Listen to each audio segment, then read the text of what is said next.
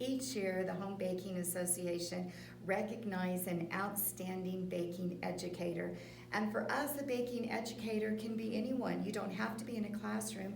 You could be a youth, you could be a community organization leader, but we're looking for you. That's right. You could be a preschool educator. You know, starting young when you're baking is absolutely the best because you have that much more baking to do. That's right. But parents, if you're doing this too, where you're getting that young child up on the stool and helping you bake, you might want to enter because you have some good ideas.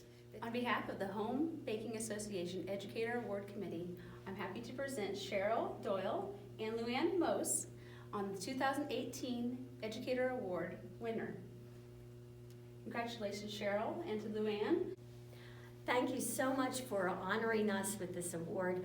I'm looking forward to working with my students again and sharing the information that I've learned from the Home Baking Association, things that I never knew before. Now I have a name and a face to put behind all of the products that we use in our Pembroke Baking Club, and I can guarantee I will definitely take this back to my Family and Consumer Science organization, my local organization. I'll be sharing this information at my winter meeting and then at my spring meeting also.